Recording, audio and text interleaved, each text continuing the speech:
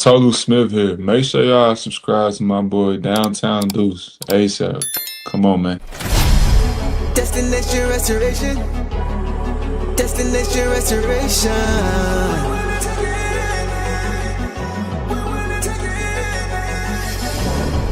Destination restoration. Yeah, Detroit. Destination restoration. Yeah, it's our time. Can you feel the elevation? We on a mission on vacation.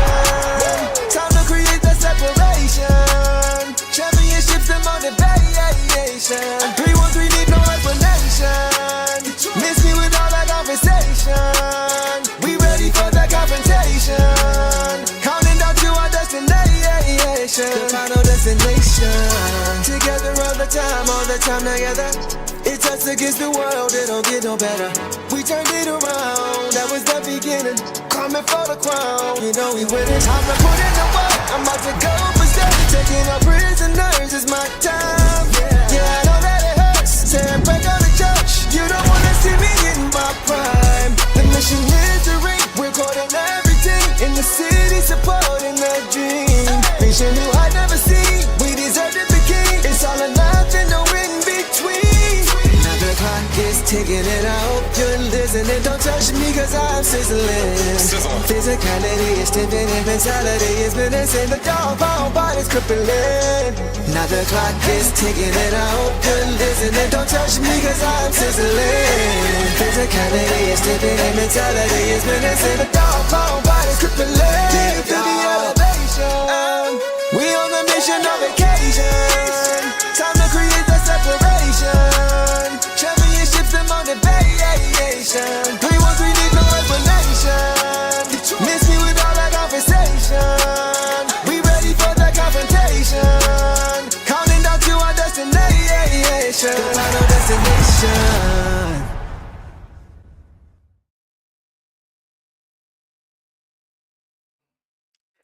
Detroit basketball. What up, everybody? Welcome back to another episode of the Downtown Deuce Show with the boss. Happy March, man. Happy March. March is officially here. Hope you guys are having a great weekend, great end to your weekend. Boss, how you feeling? I'm feeling pretty good. I feel like, it was a Sunday. It's nice. Fresh month.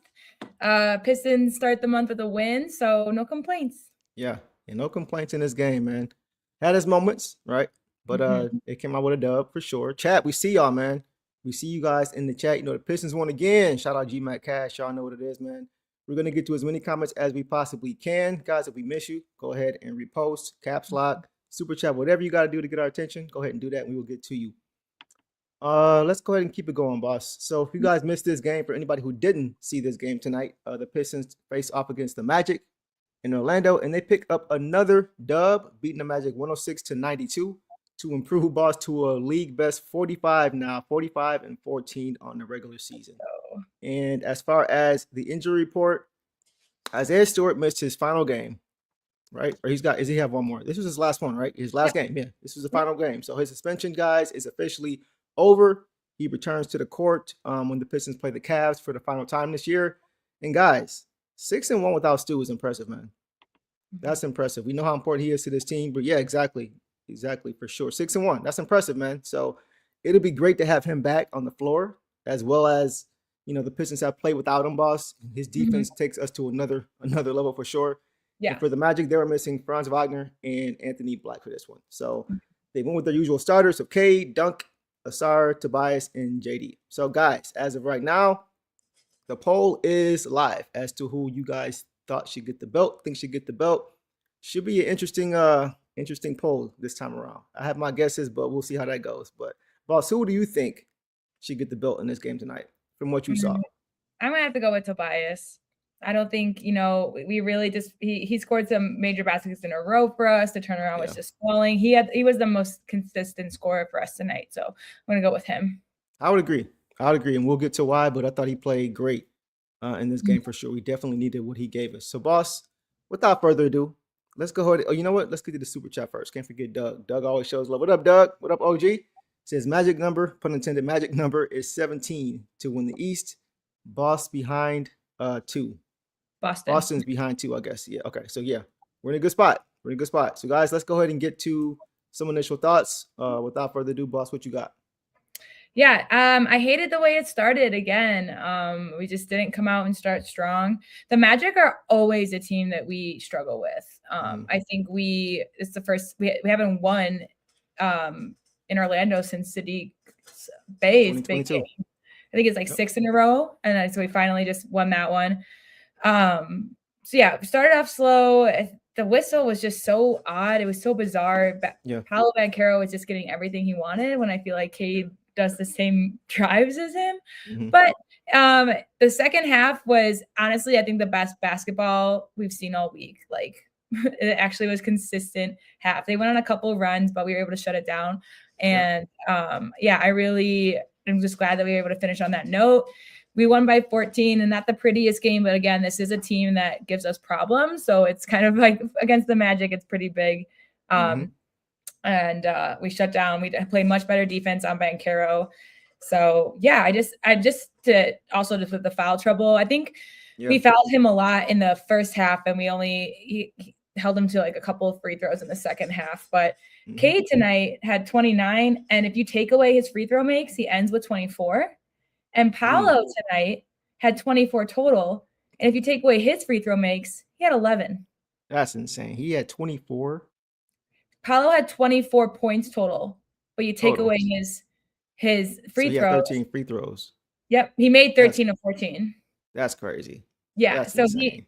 he had 11 total, and again, take away Cade's free throw makes. He was 5 of 6, and he ends with what Paolo ended with. Right. 24.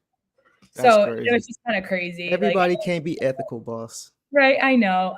Well, they definitely made that apparent. Like I'm sure lots of people saw Desmond Bane jumping sideways, and that's why they didn't call it on him.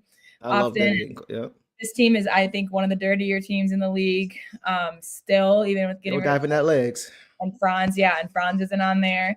I'm glad that we were able to shut down a ball. Jalen Suggs. It's about time Jalen, to pop off against us and be the new like Caruso, but no. So we definitely picked it up in the second half and finished strong. For sure. What up, Camille? Camille says, much love, everyone. 3 for 9 from 3 in the third quarter and 1 for 21 in the others. I feel sick to my stomach, to be honest. Yeah, for sure, bro. It was definitely tough sledding shooting the basketball, but that actually is part of my silver lining, which I'll get to in this game for sure. So first things first, the Pistons are 21-7 on the road, boss. That's the league best. Yes. League best, man. They didn't lose in February at all on the road. 4-0. That's very impressive. So I was expecting them to continue that trend, get the dub tonight, and they did, right? Like you said, though, it wasn't glamorous at all. It was two hard-nosed, gritty teams. What up, Tom? 2 hard-nosed, gritty teams. And there was not a ton of flow early in this game. The effort I thought was there, right? Just the execution was not. And you talked about it already, but the Pistons started off this game 0 for 15 from 3. Yeah. 0 for 15 from 3. And a lot of those shots were good shots. A lot of them were in rhythm. A lot of them were open. Wasn't a ton of contested shots or bad shots. They just couldn't throw it in the ocean.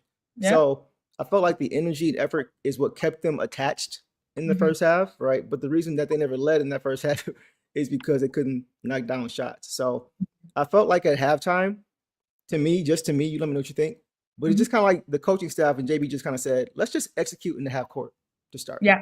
And then we'll come down and get stops, right? Let's string some possessions together on both sides first. It's going to be a slow-paced game. We're not really getting out in transition like we usually do. We'll get there eventually, but let's just settle down, stop shooting so many threes, and let's just play well in the half court, and then we can build from there, set our defense up from there, and then we can get stops.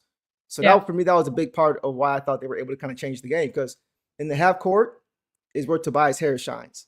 Yeah. Right? He saw one shot go in, and he followed that up with a tough midi after that on the next play. And that's what helped the Pistons kind of get into a rhythm. They were able to kind of get into a rhythm, set their defense up, establish pace, and just play their game, right? Build confidence, which just might help your jump shot collectively. And we saw that it did. So that's why I always say, though, you got to hit first to start games, to start quarters, because a lot of time you can kind of dictate the pace to start the quarter when you hit first. If you get that first score, that first stop and score, a lot of time you can kind of make them want to play your game a little bit. So you can see how engaged the bench was after every stop, right? In the second half, the reaction you usually see from your team when you score is what we were seeing when they were getting stops. You saw everybody up, everybody clapping, everybody was fist pumping. That was great. So you just saw how important it was for them in the second half to just focus on getting stops, because when the Pistons play their style, like when they play their style to the level that they can on both sides, they can beat anybody. And that was without Stu. So I was scoring them by 30 or 31-18, I think, in the third quarter, going up double digits. All came from the defense, and they went with the same thing in the fourth quarter. Same thing. Just outscored them again to win by 14. So lastly, I'll let you kind of chime in after this, but in the game where they shoot 1 for 16 in the first half, 4 for 30 for the game, 13%, they can still win by double digits. Comfortably. So when they play that way, they can beat anybody consistently. So I know the shooting is what it is, but you can see how quickly a game can change for this team who's not shooting it well, all from the defense. Yeah. And I mean, you made obviously great points. And this is what I said last time too, is like, a shooter would definitely help us, but a shooter isn't going to make us win more. It's just going to make those wins easier. We definitely win when we play defense and when we're in the paint. That was kind of what is frustrating me. I know they were trying to get hot from three. I know somebody was trying to get hot from three, but there were a few times that we came close, like when they had their lead over the whole first half, we would come like within 1 or 2 points, and then we'd go down and shoot a three and miss and come up empty, and then they go score. So there were a few times that I was like, just go back to our paint game. And I think that they absolutely did that, especially with the defense as well. You kept saying that too, like just get the ball in the paint. You kept texting me that over and over. I know. Well, because, that's how Banchero was getting foul calls. And I know Cade doesn't give the benefit of the doubt. And there were multiple times today that he was on the floor. And I'm like, if Banchero was on the floor, it'd be an easy whistle. But Cade, is getting on the floor because he's getting hit, and he definitely should have gotten more of those. But they just played through it. This is like a recurring theme throughout our season. So the free throws ended up evening out overall, so you can't be too mad. But I completely agree. And I do think there were some things to be frustrated about tonight still. And you could tell JB was not happy with that first half. You could tell he was not happy. And that's at least why I'm glad that we came out strong the second half, because that's something we haven't had this week. It's been a couple little things to get it back, but we stayed pretty consistent in the second half. But JB was still coaching his guys. He was talking to his guys. They would come out and he would pull them and talk to them. He was talking to Asar during free throws. JD would come out and he'd talk to him about what he was doing. So he was still, coaching his team there. Not just sending them to the bench when he got frustrated. He was, voicing what needed to be done, and just appreciate that from him. So it ended much better than it started, and I'm really happy about that.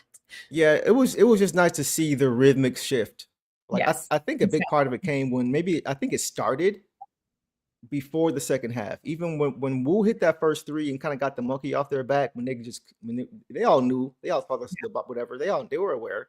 I think when he kind of made that shot, it allowed them to kind of say, okay, we can settle in. Let's just try to play our game. And then Tobias really just kind of took it over. It seemed like we'll get to it later, but it seemed like every opportunity they tried to make sure they started a slew of possessions with Tobias. That they wanted to be the team to score first and get a stop first. They wanted to be the team that could do, like, if they allowed the Magic to score in the second half, they were making sure they scored. Like they weren't allowing them to string possessions on both sides together. They wanted to take control of it. So I just like how even when they weren't getting stops at times, they were like, okay, you scored, now we're going to score. And now we're going to be the first one to get a stop and do both on both sides to start this half. So I just like the approach. The approach was just totally different in this game as far as they weren't playing to the style that the Magic were trying to play, because Magic were getting up threes. They were knocking down more than we were. Not a ton, but more. But we were just trying to match everything they were doing. Instead of trying to play our game. You say, okay, that's fine what you do, but we're better at what we do than you are at what you do. So let's just do what we do best, and eventually we'll get back into this game and get it. And that's what they did. So that was great to see that for sure. Yeah, they definitely had better defense second half, and not even just more physical, because again, a lot of fouls called in the first half, but just the defense overall was great. We ended up with 20 stocks total. That's very impressive. And Orlando total had 12. So that's good. Yeah. And then too, the rebounding, 56-41, paint points, 66-32. So those are all things that we do well. So once they decided to just play their game, right, that's when the whole thing turned. So I totally agree with you there for sure. All right, guys, let's get to some quick comments. Let's get this super chat in from Alan. What up, Alan? Says, boss, you're working with the Cade Cunningham of Pistons conquering. I think you got it mixed up. I think I am low-key, bro. You know what I'm saying? we let's just say Cade and JD, however you want to call it. Cade and JD right here. You know how we do. But we appreciate you, Alan, for sure, man. You carry the load much more. You do all whatever. the fancy things. You know? And then here she comes with all the stats, and it's like, oh, I'm here for the talking. Love it, man. All right, boss. Let's go ahead and get to some box scores, and let's start with C2, Cade Cunningham in this game, guys, and then we'll come check the poll in a few. Cade tonight, guys, had 29 points on 11 for 25 overall, 2 of 9 from 3, 5 for 6 from the free throw line, 7 boards, 11 assists, 5 turnovers, and 2 steals, boss, in 37 minutes. So, what did you see tonight from Deuce? Yeah, just another game. Like 11-5 isn't awful, but it's another game. He's just had high turnovers this whole week, 4 or more. But that is Orlando is that type of team too, so they were just being pesky with him. But he another double. Love to see it. He had half of our threes made, 2 of 4 overall, 2 of 9 for him. But shot 44%. He really just helped take control. In the first, he had a few breakaway dunks. In the second, he had that really nice left hand under the basket through contact, definitely through contact. In the fourth, he forced Banchero to do the over and back. That was kind of, we were, I think, like up 7 or 8. Like he just reestablished himself on that end. So he definitely just took over when we needed him to. But also, you know, again, with the assist, he knows what to do. He makes the right decisions of whether to shoot or pass. He knows what he wants to do, and so he has some really nice looks and again some good defensive plays and effort as well. So obviously very few complaints about Cade. Turnovers are not, like, that just comes with the territory of you know, putting up doubles often too. So yeah, I agree with you. I love the way he's always trying to, at least initially, because it may not always be there, but you got to test the waters, and that's how you want to play. He's always initially, to start games, trying to push the pace. Yeah. Even if he's the one boarding and pushing, even if it's not an outlet, if he's boarding and pushing, he's just looking ahead and trying to see if he can force the issue a little bit. And he's big and strong enough to be able to do that. And he can finish great through contact, like you mentioned, to be able to do it. So I think that's a great thing that he always does. I think he's one of the best finishers with either hand in the league. With either hand, especially with the head of steam. I don't see a lot of guys consistently finishing with their left hand if they're right-handed and vice versa, right? As consistently as he does. So I got to give him credit for that, because it hasn't always been there at this level. He's really improved in his finishing at the rim. He's gotten stronger. Maybe that's part of why. But you mentioned it too. He converted some tough lefty finishes, man. I think he got and one-on-one, left hand off the glass, like, and then another one was the one you mentioned, where it's like he literally kind of almost got too far under the rim, didn't really have an angle, and as he's coming down, he's able to sneak it through off the glass, like just ridiculous. Still finding a way to put enough English on that and sneak it through the hoop was crazy. So. That was, you know, I just love how he's always trying to push the pace, and he's a great finisher. But the first half, he couldn't find his stroke really. Second half, he could. And once again, I think it's because of the game plan. It's like, let's just slow it down. Let's get a good shot on offense. And once they were able to do that, and they were able to set their defense up and then get stops, you saw Cade's confidence kind of just pick up with his jumper, because he started knocking down some 3 balls. He knocked down, I think, 2 of them in this game in the second half. Right. So, but it just looked more in a rhythm. He knew it was good when he let it go. You could see all the guys were engaged. They just had more of a rhythm, more of a pace in the second half. And Cade is a rhythmic player, you know. So it's like when he catches it in rhythm, when the team's flowing, when guys are getting shots and they're knocking them down, and he just has a good feel of the game, his shot's going to be better. And so I thought in the second half, we saw his confidence and the team as a whole kind of go up. But like you said, he made a lot of just good plays. The 5 turnovers, it's going to be there when you're playing 37 minutes and you have such an offensive load and you're strapped up defensively. You're going to have some mistakes. You're going to have some mistakes. Most guys aren't even as willing to do it at the level defensively that he does. So if that means he's going to have a couple of turnovers more, but he's given that high level defensive effort, I'm okay with that. I'm okay with that as the point guard. So it's not great to have 5 turnovers, but when you're considering everything he's doing and everything he's willing to do on the other side that's not so glamorous, you got to live with that. Well, that's like, you know, we usually compare, you know, his assist to turnover ratio. Let's throw in his steals too, because he had 2 steals. So he forced 2 turnovers as well. So that would drop it down to 3 of 13, I would say. I'm with it. I like that. Because again, I mean, who does that? Banchero, he had 2 assists and 9 turnovers. One person. Banchero he had 9 turnovers? 9 turnovers. Remember those conversations about who's better, like just not even a year ago? Isn't that crazy how we don't even hear that no more?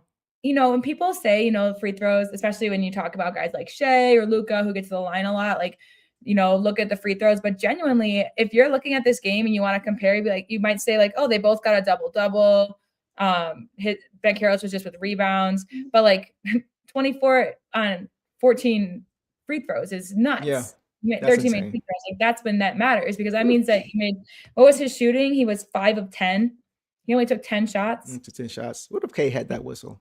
He'd average 30 easily. That's crazy. Go ahead. I'm just thinking out loud. But anyways, because we're not going to sit here and complain about that, because we beat them anyways. We say this, I feel like, all the time, despite the whistle, or despite the lack of shooting, or despite things, we keep winning. So, if anything, I'm glad that they were able to take this one away while Stu's still gone. I think they'll get back into their rhythm with Stu back too. Yes. B-Ball Paul, obviously, we know can come in and make an impact. He had a very solid third quarter for us.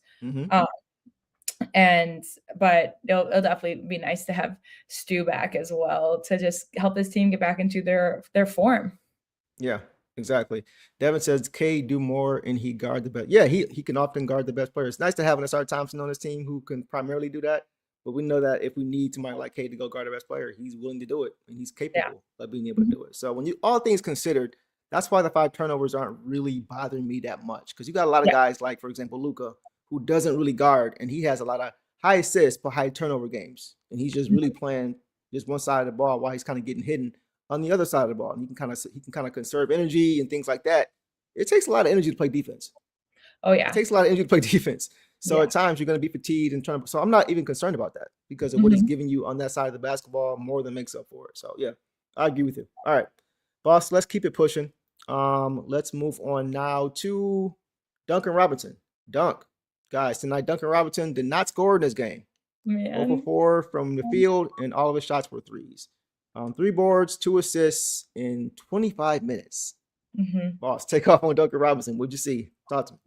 Yeah, I mean, I saw a lot of effort out there. 25 minutes makes sense. He just couldn't get it going, but he also didn't put up like an 0 of 8. Like an 0 of 4 is he just couldn't find his shot. And when he was throwing them up, they weren't bad.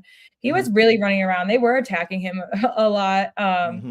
Banchero even, but Banchero like really shouldered him sometimes. Like there's really nothing Duncan can do. It is just his size. He was staying in front, bothering people. He was trying to rotate. Again, the defense got better. In the beginning, the rotations were just awful. But the defense just got better overall. But at least Duncan, tries to close out. I never see Duncan like stop and let a guy have it. He runs after it. But in the second, he had a nice bounce pass to Ron in the paint to get Ron a basket. And in the third, he had a great find. He was in the air, and he found B-Ball Paul wide open behind the defense. And it led to B-Ball Paul free throws. But so he was out there making the right decisions and doing well with spacing and everything. But unfortunately, none of his shots could really fall. And the 3 rebounds were important. He got a couple late in the game, which those possessions matter when you're trying to, maintain momentum and not give them anything easy. Yeah, the effort was there. It's always kind of been there, this season, aside from the first couple of weeks. For me, it's like, because he's kind of been slumping a little bit lately. So I know, everybody's going to have slumps. Everybody's not going to shoot well every night. But he's our best shooter that we have in the rotation by far, right? So it's like in games when we're not shooting well, he needs to be the bright spot. Like he needs to be the guy when we're, shooting one, or, let's just say not 1 for 16, but for 5 for 20, I need him to have 3 for 5. Like I need him to be the guy to kind of carry us offensively as far as the shooting, because that's what he's best at. That's what he was brought here to do. We know that he's given the effort. We talk about defense. I can't say with Cade and not mention everybody else, right? But we know that he's exerting more effort defensively than he probably ever has before. So I think that may be factoring into it. But I still need him to give us at least a couple if everybody else is just off, just to kind of keep us above water, right? Because in the playoffs, we can't have too many games like this and expect to win them, despite how good our defense is. So I just need him more so to be that guy that when we're not shooting well as a team, he's the guy that at least is giving us something. Right. Yeah, no, I agree. And, the last few games he has been closer to the 2 to 3 range. I think he was like 2 for 7 or 2 for 8, and then he was 3 of 9. And you take that away and he would have been like, 0 for 6. So he did take less shots today. I think they were guarding him well. But I also think, he realized that his shooting was off. And so he wasn't trying to shoot himself. Force it back into the game. So I see both sides. Of course, we want him to make some of his shots, like because he is who we need to rely on. Like he's our 3-point guy. That's what we need you to do out there. But considering he only took 4, I'm not going to be too mad at him. JB didn't keep but I do agree with you. I'm hoping that again, maybe with Stu back, because Stu's the one who's always on him about, coming off his screens and stuff and taking advantage of him. Yeah. So maybe, hopefully the vibes just kind of flow right back into this team once they're back on the court as a full unit with the minutes and have minutes with the guys that they're used to having minutes with. But yeah, I do agree. It would have been nice to see, especially if you only shoot 4, 1 or 2 of those go in, continue to get it going. But I think just on to the next with this, I don't think he was detrimental to the team. Because it but wasn't just him. Right, It wasn't just him. Yeah, exactly. Like we can't really fault anybody for their 3-point shooting, but your tonight at least, but your 3-point shooter, you would hope would get something to drain. But just from an expectation standpoint. Right. You know what I mean? Because we know guys like Ryan Nassar are not good shooters. We get it, right? So I'm just hoping that, and I don't expect him to keep slumping either. I expect him to break out of it and get back to the guy we've seen most of the season on both sides. So just something I noticed. We're gonna need him. We're gonna need him for sure. So absolutely. All right, boss. We'll leave it there on Dunk. Let's see if we got any more. Nope. Okay, we're good. Oh, I want to shout out my dog Eric, Top Towel Detroit. What's going on, bro? Vinny, y'all seen him on the show many times. What's going on, bro? Appreciate you, man, for sure. You guys make sure you guys are checking him out too. Whenever we're not live, check him out on Live Assist. You can find that link in the description of this video. I'll put it in there. And you can also find it on Twitter. So make sure you guys go follow him, subscribe to his channel. Good content. My guy. Boss, let's keep it pushing. Let's go to Ausar Thompson in this game, guys. Ausar Thompson finished with 9 points. I thought he had more than that. 9 points on 4 or 5 shooting overall. 1 or 2 from the free throw line. 11 rebounds to lead the team, boss. 3 assists, no turnovers, which is a good ratio, great ratio. 2 steals and 3 blocks for 5 stocks in only 21 minutes. So, what did you see tonight, boss, from Ausar Tasmanian Thompson? It's another great game. He's starting to put them together. I was bummed. I wanted him to get like one more lay. I think they could have if they they didn't want to on the last shot just do that. But I would have been like, for Nassar double-double, because I'm going to have 3 in. Would have 3 people get that tonight. But no, he was fantastic. He had a block on Bain that led to a K dunk in the first. In the third, he had a block on De Silva. He had a block on Bain again that led to the Tobias 3. Finally gave us the 3 or the lead. His blocks on Bain were disrespectful, and I loved every second of it. I ain't gonna lie. Exactly. And Desmond Bain, I don't know. So I feel like he was okay on the Grizzlies. Like I liked watching him, and then I don't know. He came to the Orlando mean, but he was just pulling down rebounds, as we said. Like he was making sure that was effort, because some of them were jump up rip downs, but a lot of them he was just stretching. They were one hand bring-ins. He was just making sure he didn't lose it. He was huge. He had a poke away. His hang time is crazy. His hang time is crazy. Go ahead. I know. Ridiculous. He had a poke away steal in the third, which led to his left-handed layup, and then in the fourth, a steal to a dunk at the end there. So he just played great tonight. Very impressed with him. I thought he obviously with the stocks too, but he played great defense. He closed out very well on their perimeter as they started to get a little bit cold. He was moving around a lot. He took he was 4 or 5, and he took one mid-range shot that didn't go in, but I appreciated the effort, and it wasn't just way off, it just was a little short. But loved what I saw from AT tonight. He's definitely he's just playing with a lot more confidence ever since JD, or maybe more intention is the word, just ever since JD, he benched him in the Spurs. Was it the Spurs game that they sat him out for a bit? So I think whatever was discussed, he's obviously honed that in a little bit and really played some of his best basketball lately. Yeah. I debated on putting him in the poll. It was between him and Ryan. I couldn't decide. Yeah. But let's get to the poll. Let's see the results on that. So, guys, as far as who you guys think should get the belt, Tobias Harris, Uncle T coming in hot, 75%, boss. And then Cade is at 17, JD is at 3, and Ron Holland is at 4. So, yeah, I debated on those two guys. They both played very, very well in this game. But as far as what I saw, it's becoming routine now, it seems like, for him to force backcourt steals for out dunks. Like, he's doing it. This is like back-to-back games now where he's just turning guys over in the backcourt for easy hoops. Easy hoops. Things like that make it easier to swallow when you're not shooting the basketball well. You're just getting easy points, right? But he was amazing defensively. Absolutely incredible. He just makes so many plays that you're not supposed to be able to make Yeah.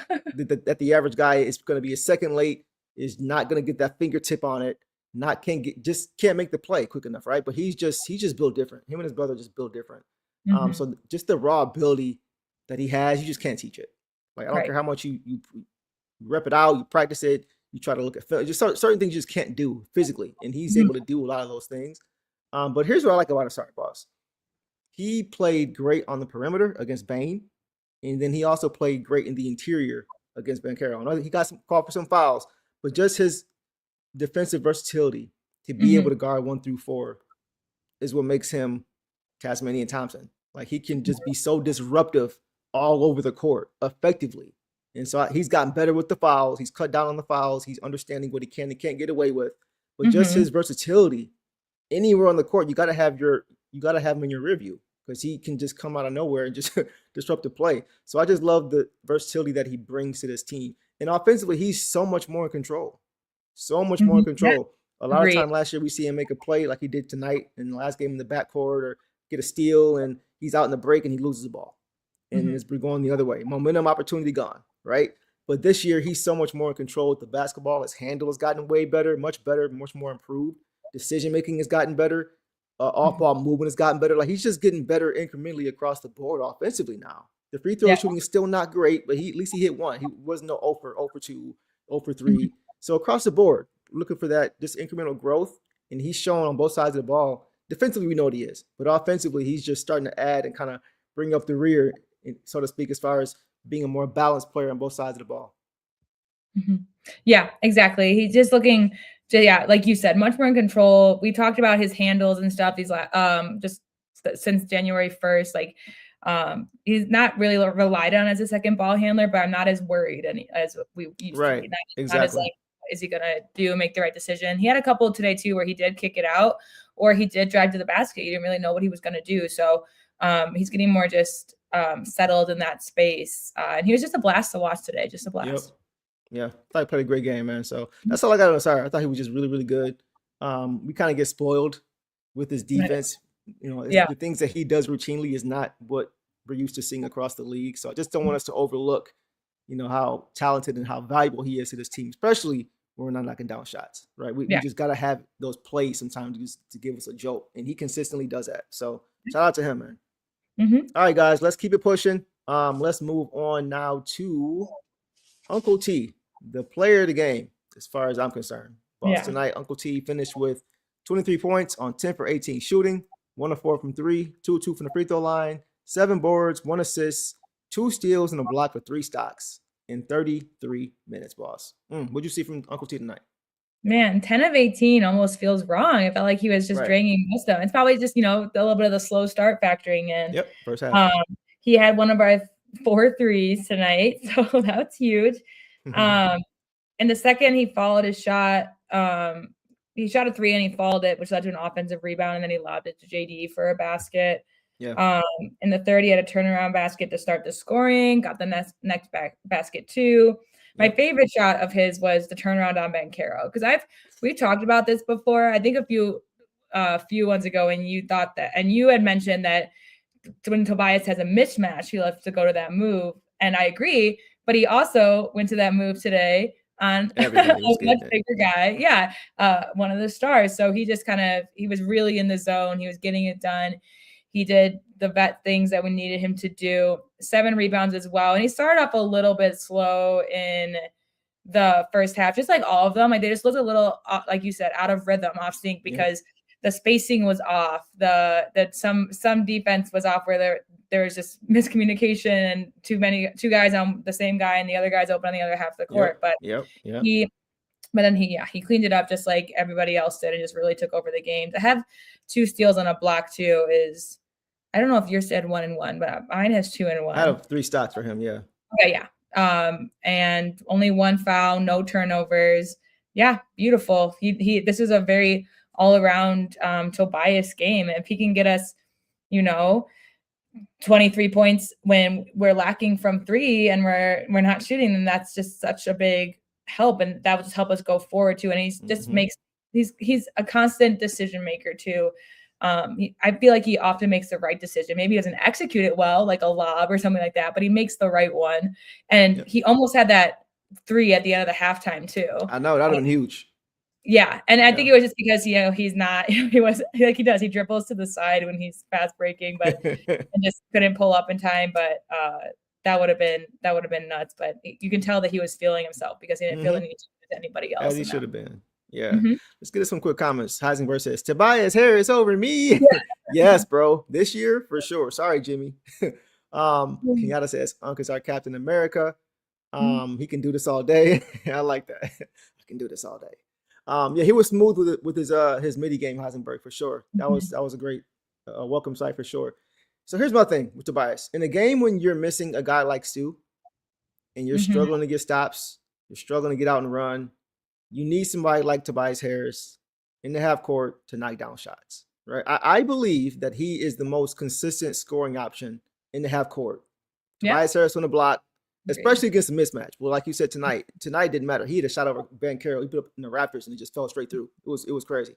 But most of the time it's a mismatch. But even without it, I still think that's the most consistent scoring option on one possession. It's like, I need a bucket. What am I going to? That's what I'm going to. And we know the pick and roll lob is not always going to be there. Teams are starting to try to take that away more and more. So what happens when they pack the paint to take it away and the ball swings to a shooter? It hasn't been consistent all year. It's been there at times, but not even just dunking, but just on the perimeter, right? It hasn't just really been consistent as far as just knocking down those shots. So the block has been the most consistent offensive play. So it just seems like after every timeout at halftime, to start a possession, the Pistons would go to the post. Like every time, just to help them get that good offensive possession, help them get that bucket to start stacking plays, right? To get them into a rhythm, to start stringing those possessions together. So when they did that, that's when we saw the 7-0 run. That's when we saw the 9-0 run, because he was the one to initiate, get the bucket. Now let's set up defensively, and now let's start stacking. So that's why I thought he was the most important player. It wasn't the points, wasn't the stats. It was just he helped dictate the pace because he helped them hit first. That was the most important thing. So it all started, though, off the half-court offense, the half-court execution. That was where it started. And then they started stacking on both sides. Then they started building confidence. And then they started knocking down shots. So that's why he's a player of the game. Yeah. And I mean, he also had, the 2 steals. Those came at timely moments.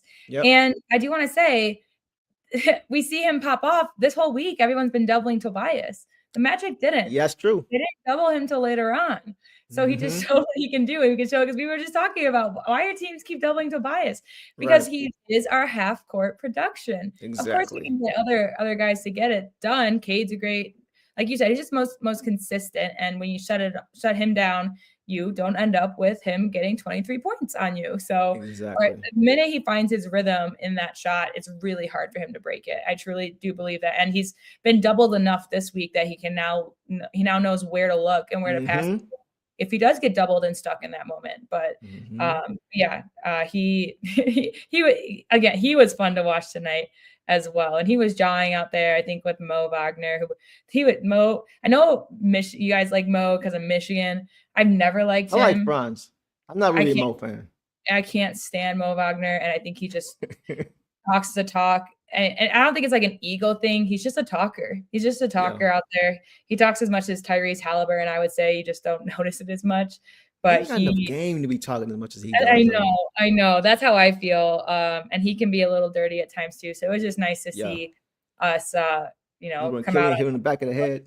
Yeah, that one, and just some other. He's had incidents with a lot of our guys, I feel like, but it was kind of the battle of the Michigans today with LeVert and Duncan out there as well. Yeah. But yeah, so it was just nice to see him over Banchero, over some of these Magic guys. I don't know. There's something about the attitude of that team that I do not like. It's like they all kind of have Orlando. It's like, what have you done? Recently, like to act this way. I don't get it.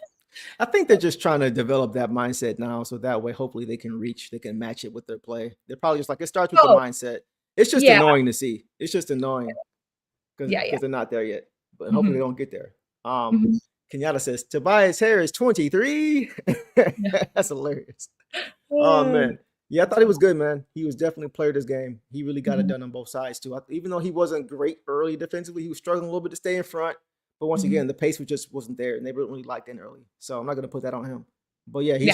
he's showing in, we said before, about late in games, when the game slows down, you're not always gonna be able to get to your style. Even with the steal, you're not always gonna be able to, turn teams over, get stops. So when it slows down, when the game slows down, what better Mhm. guy to have than Tobias Harris, who can just come get you a good shot to help you kind of just string possessions together. So yeah, he's important to this team, and we're starting to see it more and more. Exactly. All right, guys, let's keep it pushing, man. Let's go to JD, Jalen Duren in this game, guys. Tonight, JD finished with 16 points, 6 for 12 overall, 4 or 6 from the line, 10 boards, 1 assist, 1 turnover, 2 steals, and a block for 3 stocks for JD in 34 minutes, boss. Take off on JD, man. Okay, I'll get my critique out of the way real quick. His Wendell Carter Jr. got behind him a couple times. He did. And the first time, one of the times it was just Banchero just whipped it too hard and missed him. The second time was when, or second and third time was when JB was like, I think he dunked and JB was yelling at JD. You could hear him yelling, and when they timed out, he was, yelling at him a bit. So I've seen that too. Yeah.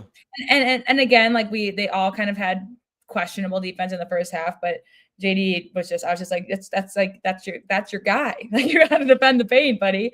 But then, he obviously made up for it in a lot of ways. He had a block on Bane in the second. He had the steal on the baseline. He had a block to end the quarter. He had a good pass to Cade under the bucket in the third. Oh yeah, that was the one. Or no, that was a different one. Cade was under the bucket, but then he had the no look to Cade's second three. That was nice. That was when it really looked like us in our rhythm. I think that's just the word of the day for this game.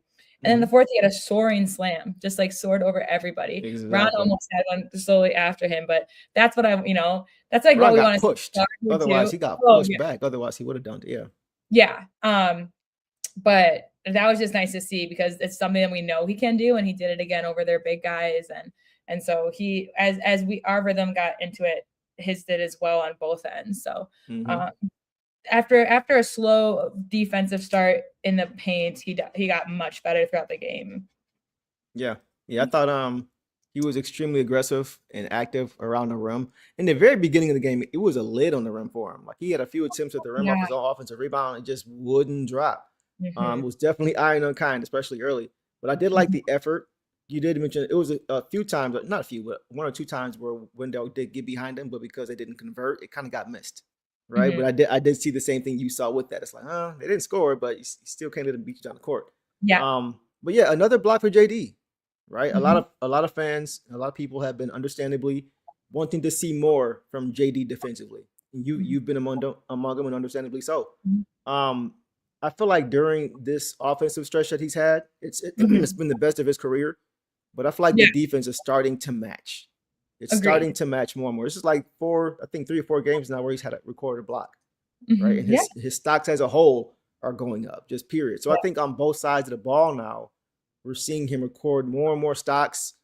His defensive reads are getting better. His effort has been more consistent on both sides. You mentioned the play here and there, right? But you got to clean it up. But just over a 48-minute game, I'm just seeing the effort and now the impact as far as how he's defending the rim, just defending the perimeter too, when he's been asked to do that. So he's challenging everything. It's just the approach it's becoming more and more noticeable for him now. We know the offense is going to be there. Like, I think he's averaging like 28 and 14 over the last 4, which is crazy. Yeah. But now the defense is starting to catch up a little bit too. And that's when he's going to become that true superstar two-way big man that we know he can be. So baby steps. He's still 22. Still got a long way to go to get to that point. But for him to be doing what he's doing already at this age is scary. It's scary. Yeah. Agreed. And like I said, I think sometimes you just need to be reminded of like the effort on both sides. Like just mindful, be in in the moment. So once he let Wendell Carter cut behind him for the second time and scored, and JB, kind of yelled at him and got it back into him, got him going. And his defense translated to his offense as well. Exactly. So. Yeah. Get some comments here. Do we have anything new? Let's see. I think we're good. Let's see. Let me double check. I want to get y'all in here as much as I can. I want him to dunk the ball. Yeah, he did.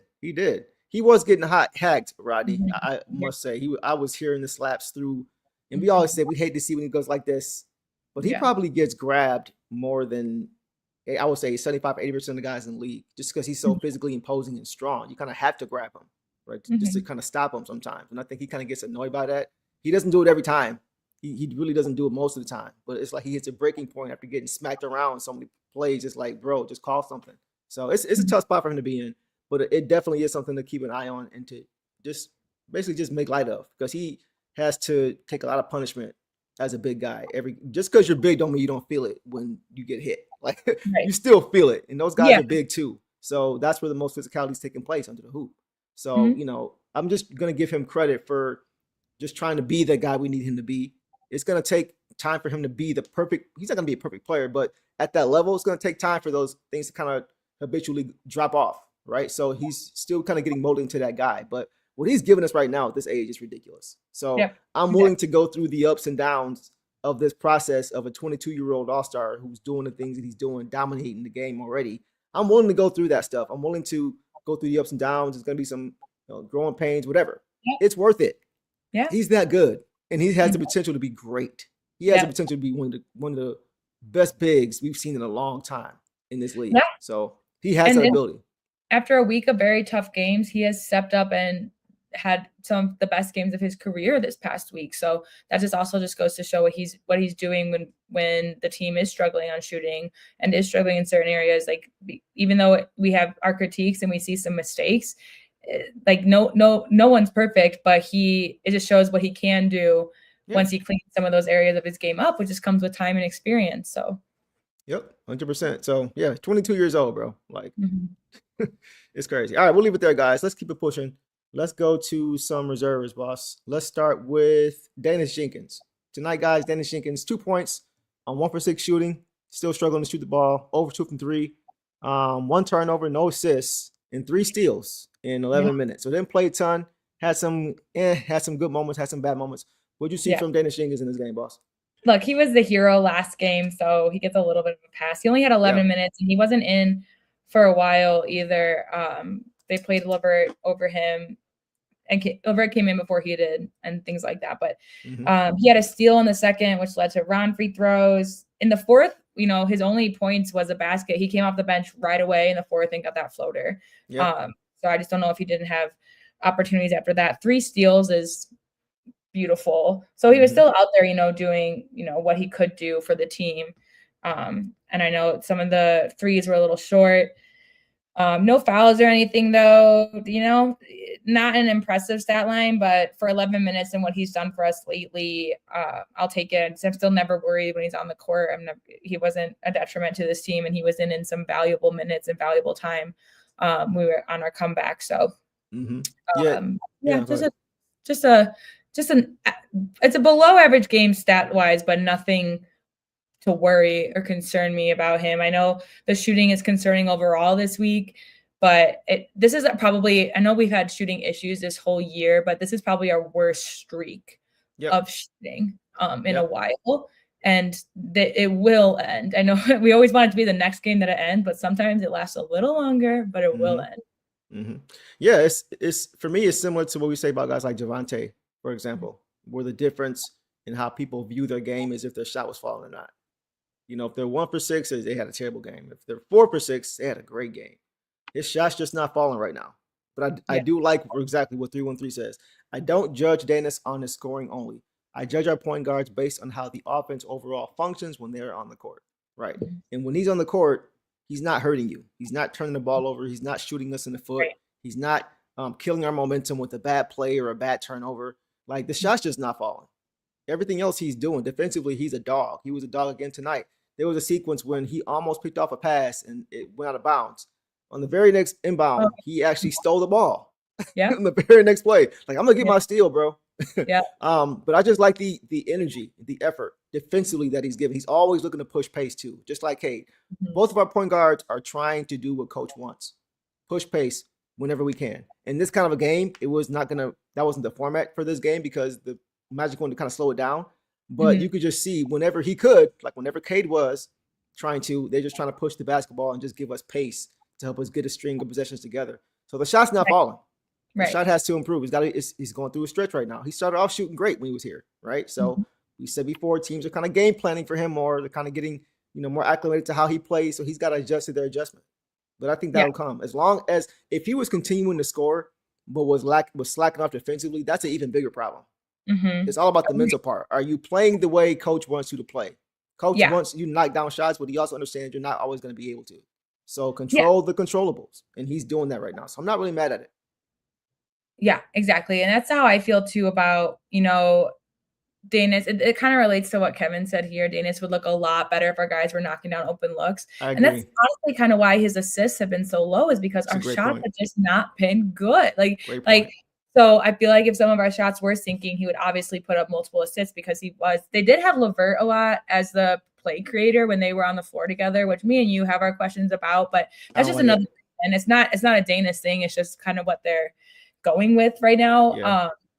But when he is play creating and people aren't hitting their shot, it's not like it would be a different story if he wasn't registering assists and we were making threes and we were, that, because that means that you are somehow not contributing out there if you're only scoring 2 points and not getting any assists, but we're on an offensive roll. Then it's like, well, what are you doing out there? But since we are so just kind of log jammed to that position, And even though he didn't play a ton of minutes tonight, there are oftentimes you see JB leave guys you don't see JB like leaving guys in the game. When is he usually pulling guys? Like the thing with him and Asar, when did Asar get pulled and didn't get back into the game? It was over what, offensively or defensively? It was a defensive assignment. Like he's not going to pull you just because you're not hitting shots. Right. He'll pull you if you're not playing defense. So once again, you can still have confidence that on a night when everybody's not shooting well, Dennis Jenkins is going to be one of the guys who's going to continue to bring the defense. Right. So that's the biggest thing for me. They're just leaning into what they're best at. So even in games where we're not shooting well as a team and as individual guys, like even with us as a team didn't shoot well, still won the game. Dennis didn't shoot well, still played a solid game because of what he brought defensively. So it's the trickle down effect. As long as everybody's locked into that end of the floor, you can still get dubs. And he was a part of that. Right. And it's like, you look at these guys, I know it's so easy and it's just frustrating because like I said, like if we just had an offensive guy, if Duncan or Jenkins were draining their threes, or if we had another scorer on our team to help out, it would be a little bit easier of a win, easier to swallow. But like the teams with great shooting still have more losses than we do. Great point. Teams that are great defense and great offense still have more losses than we do. And it is really frustrating. You don't want to come up. It sucks when we go a few times and we come up empty on the offensive floor because our shots aren't draining. But the slumps. Say that one more time for anybody who missed that. What you just said about the teams with less wins who can shoot better. I don't want y'all to miss that. That's a really good point she just made. Yeah, the teams that are with great defense and great shooting, the teams with great shooting, they still have more losses. Like we're still winning despite, and I know, and like I said earlier, like it would be just so much more helpful if we could just like take off on offense and not have to worry about it. All these games tend to be close. We pulled away in this one when it mattered, but the slumps, this has been our worst slump, and I think I'll get back to normal. And back to normal still isn't great. Again, it's been a consistent critique of our team, a consistent thing we've been looking for. But, when it does turn on, like I'd rather the slump now. I can't predict when it will turn on, if it will turn on all the way. But like it's right now in this hard, we're facing teams we haven't seen before, haven't seen in a while. It's just everyone's kind of in the zone. We're also sitting at the top, and even though we want to maintain that, and there's definitely effort there, these other teams are vying for our spot too. Like they're still vying, so they're really, the mindset is there. Not saying that ours isn't, but some of the other teams are able to pull away, and like the Knicks beat the Spurs today, and they're all like, now see, we can take Detroit in 7. It's like, what do you mean? Like, what do you mean? Just because you beat a team that beat us by 10? Right. Why don't y'all just beat us yourselves, and then y'all can have that confidence? Yeah. So it's just Charles, bro. but we all know, that there's certain teams like us and the Bucks today. The Nuggets lost to Minnesota. That's their kryptonite team. Like, really? Yes. There's just some teams that just don't. Oh yeah. Play well against each other. The matchups are tough. Magic is one of them. So a 14 win over the Magic should be exciting. They didn't have Anthony Black and Wagner, but Desmond Bane, I mean, he had 17 points. That man pops off against us. Bane, we kept him under wraps. And again, if Banchero didn't get to the free throw line so much early, he would have ended with 11 points. So Yeah. yeah. A lot of things really didn't go our way and we still won. Exactly. And that's just like Convincingly. it's unfortunately the theme, but just flip it optimistically. Like, yes, of course things could be easier. Anything it could be easier. Every team, even the good one, the very good, the people talk about the Celtics, the Knicks, the Spurs. I'll say the Celtics and Spurs and OKC, like those teams, that even their fans are like, well, we needed this and this and this, and why don't we have it? And why don't we have it? It's not a perfect team, but we're winning despite, and that just shows Detroit grit. I mean, that's what I think of, when I think of the city of Detroit, is grit and resilience and bounce backs and everything. And that's exactly what we continue to do. Yeah, two things can be true. Kevin. You got to pick how you'll build your team within salary cap constraints. The Pistons' core value, however, is defense. Although we do definitely have to get better shooting. That's the scary part. We're nowhere near our ceiling as far as these guys who are already on the team and who may or may not be on the team going in the future to improve this team. We're still nowhere near our ceiling, but we're still the best team in the league right now. That's the scary part. But it's the key is what Kevin said, is that you have a ton of guys who are all bought into how you want to play. There is no disconnect with 2 or 3 players who are just not locked in. You can't play. Like, everybody wants to play defense on this team. That everybody in the rotation, they want to play defense. There is no disconnect anywhere. And that's the most important thing. Talent is important, but having that buy-in and that chemistry is the most important thing. And that's why, despite not, doing what most teams can do as far as shooting the ball, we're one of the worst 3-point shooting teams. And we're the best team in the league. What does that tell you? If we had just a little bit of shooting and the defense sustains, bye-bye. So that's why I'm not even worried. Yeah, go ahead. And yeah, people are like, well, what about Chaz? What about stuff? Like, yeah, like that's a rookie. For sure. Like, we have people around us. I think that's going to be the offseason. I think everyone can agree. I think even Trajan and JB can see that is kind of the offseason goal. But I think it's also valid to not want to go after that during the season and potentially give up people that would ruin our chemistry or bring in, and mess with that. There's just little tinkering. So yeah, we still winning despite, and hopefully, what's to come will just help us continue to dominate, but in different areas. Yeah, and as far as like as far as the shooting, like that's why I'm looking forward to seeing Chaz Lanier progress as a player. Yeah, because he's a great shooter, but he's also a willing defender too.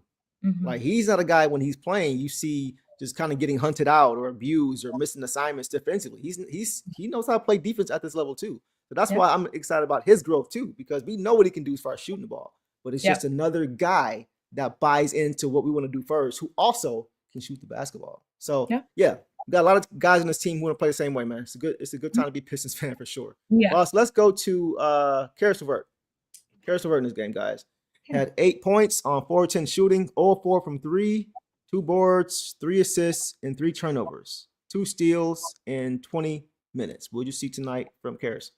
Yeah, the turnovers were frustrating. And I know I always, whenever, because Kate also has turnovers, and I just feel like everyone expects the minute that LeVert makes a mistake, it's like, oh, here's classic LeVert. So I try not to do that with him. I try to be like, hey, everyone's making mistakes, But he had some really, I would say, of course, it was another 50-50 game from him. I'm waiting for him to have a great game where the mistakes are overshadowed. But I would say it was about 50-50, maybe 60-40 in positives to negatives. But he was attacking Suggs. And Suggs, I think someone brought up earlier, Suggs was chirping. He was running back on 3 and he was chirping. And so LeVert's like, okay, and I'll take advantage of this and got to the basket. He's got our first score of the second quarter. He got a passing lane steal to a breakaway layup. He got all the way down. That gave us the 10-point lead in the third. He had a great find to Duran for the slam. So he had some, good looks and stuff. Some of the turnovers were a little bit frustrating, but if that was Jenkins, it'd be frustrating too. I thought he had good defense overall. He did have some fouls, and some of them were a little ticky-tacky, but some of them were, legit fouls. But he was just again, out there battling. I just rewatched the Pistons. Was it the Pistons? It was Pistons versus Chicago 2019. It was an East Conference Finals game with Jordan. Was it 90? 91? 90 sounds right.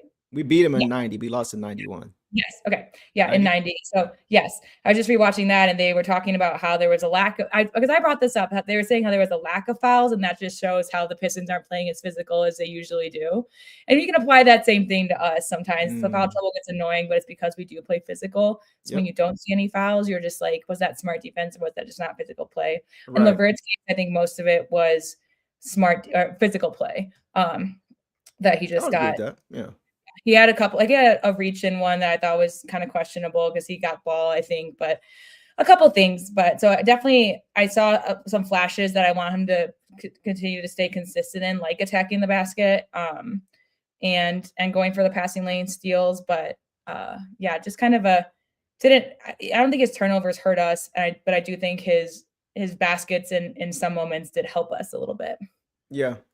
So we talked about it a little bit offensively first, as far as I don't like him as the primary creator in offense, the initiator in offense. I feel like having Dennis Jenkins on the weak side, just ball watching, is kind of a waste. Because I feel like he's just a much better floor general and table setter offensively, just getting you a good shot, getting not just himself a good shot, but getting a quality shot on the offensive side of the floor. So for me, I don't know why they're running these actions. To be honest, I mean, I'm sure they got the reasons. Right. I don't know why they're running these actions with Karras, as a creator. It doesn't make sense to me because he's not a point guard. But that's not on him. That's I don't know, but I just don't like it. But yeah, I will say this: from what I saw tonight and what I've kind of seen the last couple of weeks, just watching Karras LeVert, he's at his best when he's playing with pace. Agreed. I watch him with that second unit. He's not that great right now in the half court.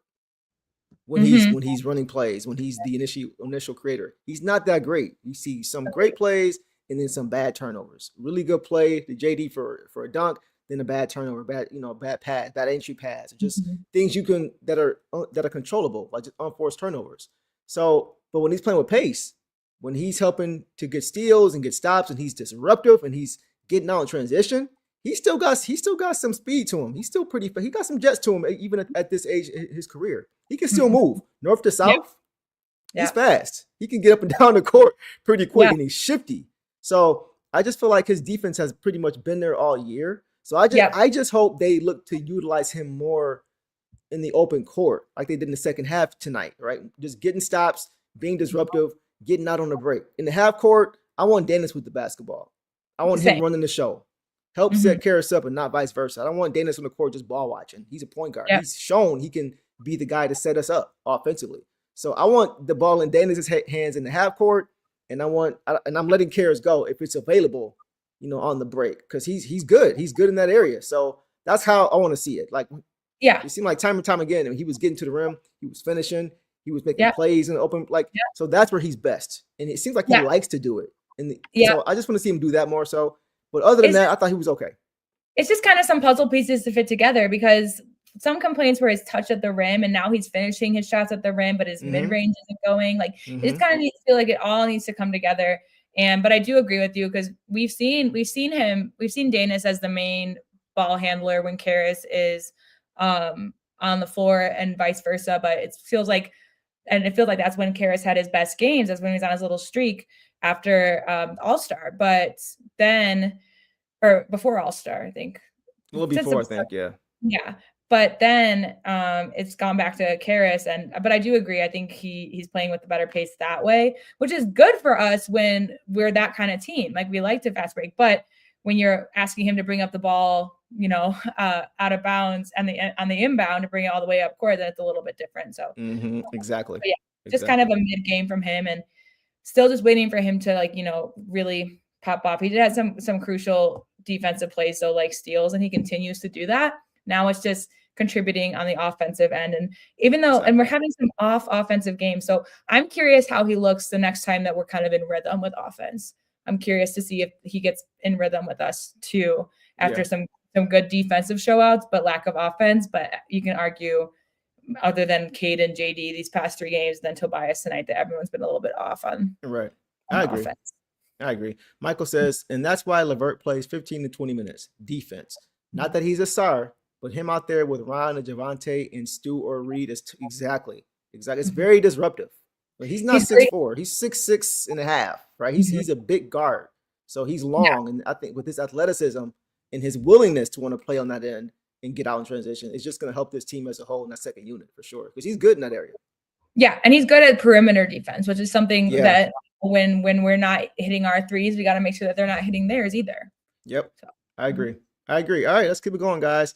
Let's go to Javonte Savage. Can you woo Green, guys? Tonight, Javonte Green had 3 points. Only 3 points, felt like more. 103 shooting overall. All the shots were threes. 8 rebounds. That's why I felt like more. 8 rebounds for Javonte Green. 1 assist and 1 turnover, boss, in 18 minutes. What'd you see? He also had a couple missed defensive assignments in the first quarter, and I was like, "Woo, what is this?" He was a little off, just out of rhythm, out of sync, losing the ball a little bit. Yeah, he had a turnover, and he left a guy open, and then he was under the basket and let a guy get around him, or he didn't come for the help defensive. What that was, like, just a couple things that like I've never had to say about him. But then, like everybody else, he kind of locked it. And the 8 rebounds were huge. Those were most of them were in the second half when we were just building momentum. He hit our first 3 of the game. he hit our first 3 to break the 0-15, which we have never gone 0-15, by the way. So ever. That's crazy. To start and yeah, that's what Kelser said, is that we've never gone 0-15 in a game from 3 to start. So Wu broke that. His rebounding. And he had three basket attempts, and they were all threes. So he was 1 of 3. So he tried to make some more after that. I think he made his middle one, I want to say, because the first one was off. But he, made up for the 18 minutes he was out there. The 8 rebounds were huge. I thought he did really good on guys bigger than him. He was really bothering. I think that's why Banchero couldn't get hot in the second half. Like, even though he did have some missed assignments in the first, Wu was really just bothering some other guys. He was our 4 out there when Tobias was off. And so since Tobias has been helping, on the glass, with Stu gone and just some bodies gone to not tire just helping in the paint area, it seems like these last few games, Wu took on that responsibility and he did it well. Yep. Yeah, he definitely did.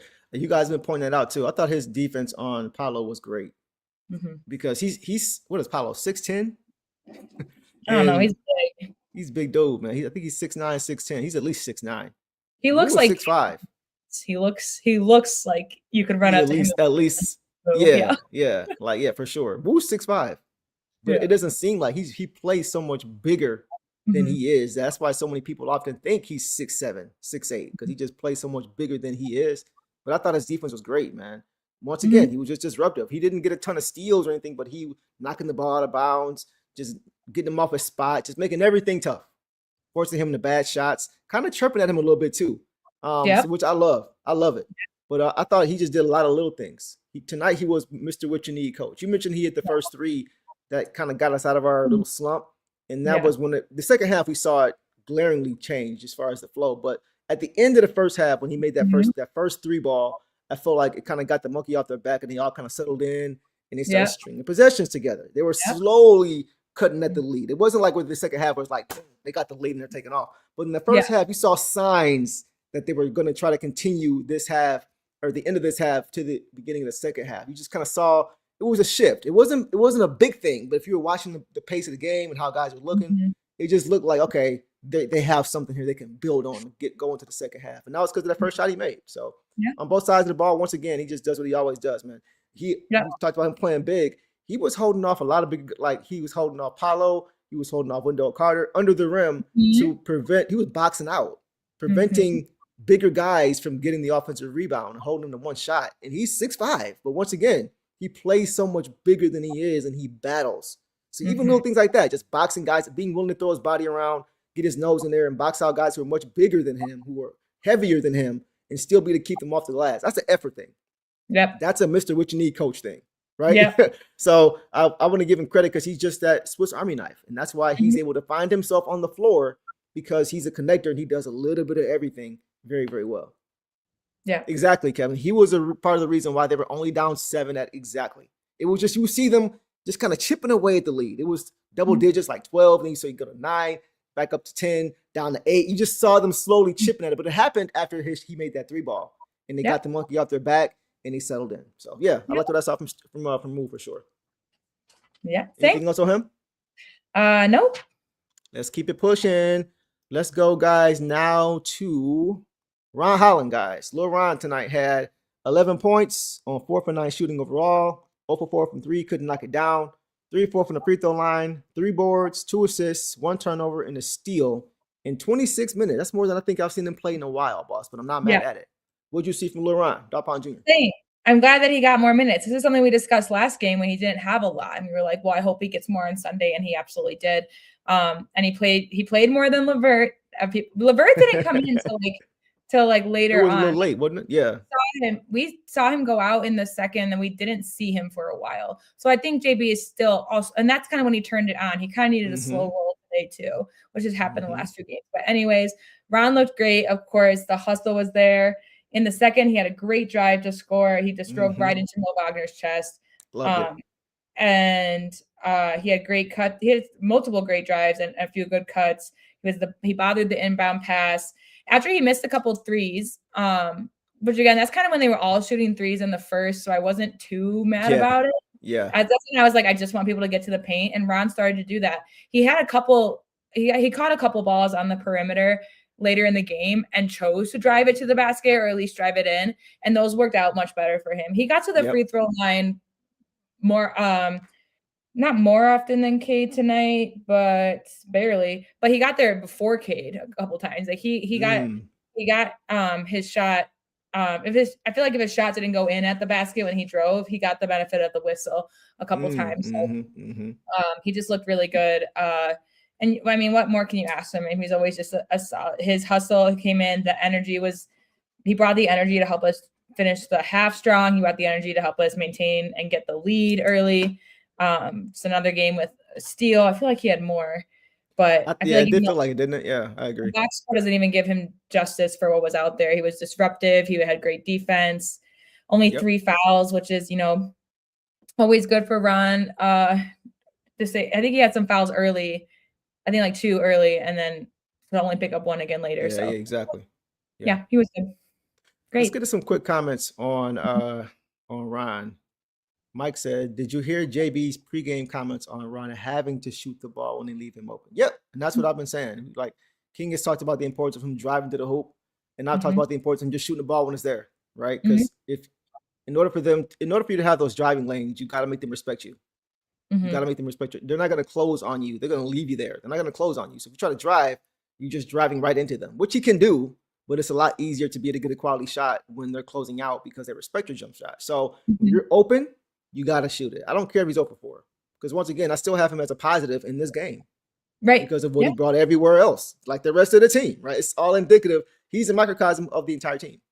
Yeah. Exactly. Right. So I was just going to say his corner threes, which have been the ones that he just they've been closer and closer. He was airballing those for a while. He had one tonight. I did see. He had an airball tonight.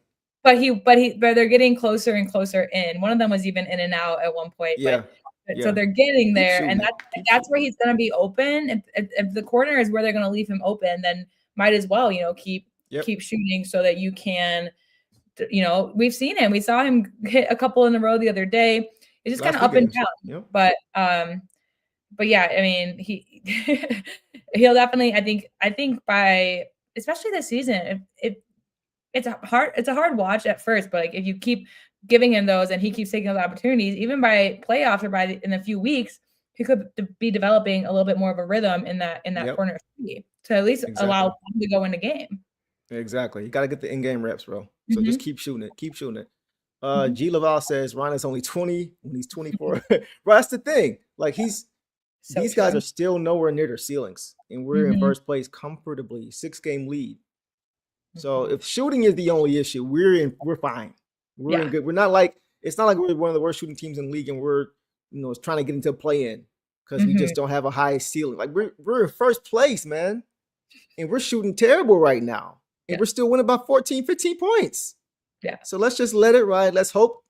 Rely on this shooting to get better while still sticking to who we are instead of trying to change who we are by bringing in somebody who can shoot. Because now you're just kind of balancing the scales. And then also go ahead. Off season will be a different story. We're focusing on this season right now. Yeah.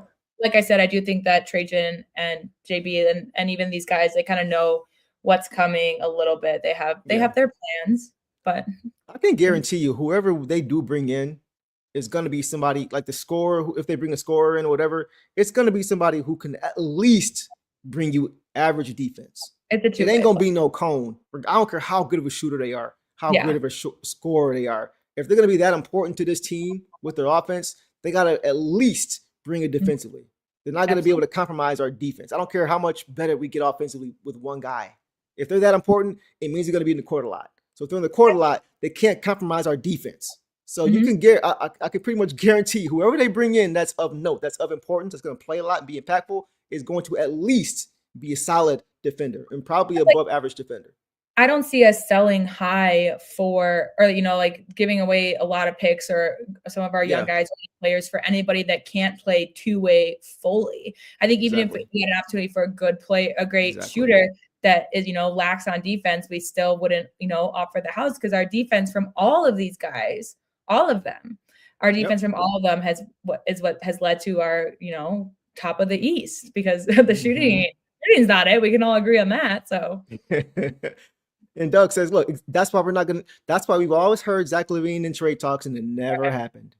That's why that's not going to happen. That's the hope. That's why they're not getting these guys. You can't compromise your defense just for better offense. It's a lateral move. It's a lateral move. You get better shooting, but your defense suffers. So you're still right about here. It's got to be somebody who's going to raise your floor and bring it on both sides, but who can just give you more on offense. That's what we need. So let's get to one more comment. Kevin says, Wu and Ron, the bigger Lindsey and Mike James on defense. Yep. That's why we've been calling them the Grit Bulls for so long. That's why they are the Grit Bulls, because that is exactly what they bring. They're just bigger. They're just bigger. I see a lot of Mike James and Javonte Green too, low key.